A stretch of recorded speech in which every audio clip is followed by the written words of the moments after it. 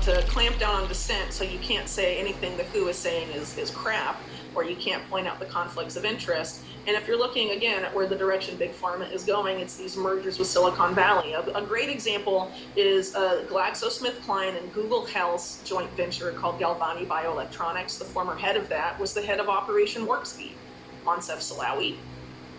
And again, Operation Warp Speed in the US was run by the military, DARPA, and very shady aspects of the deep state, just to lay that out there. It all comes back. Also major roles, also major roles from Google and some of these other groups as well. But if you look at one of the top advisors, one of the guys running Google Health, he's now in charge of Biden's FDA.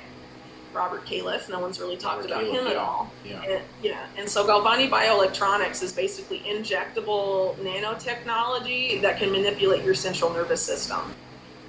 So that's obviously a brave new world in medicine, but again, there's a lot of money behind that. And there's lots of joint ventures like this, and Silicon Valley is making a major foray into healthcare.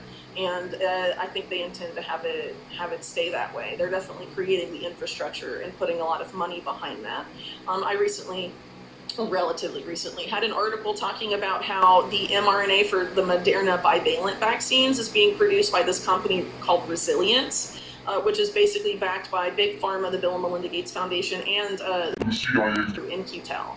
And they're throwing tons of money behind this particular company to manufacture mRNA, DNA, and even like making viruses, gain of function style, all sorts of stuff for the future. So they are putting a lot of money in the infrastructure to have this stuff pumped out on a regular basis. And I think it would be a mistake to disconnect that from this power grab by the World Health Organization.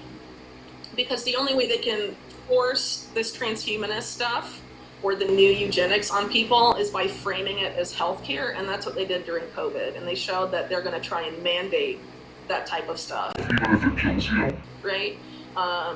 They don't care if it kills you or not, because ultimately they want to lower the global population, and to them only the strong will survive. So whoever survives the upgrades, will be around.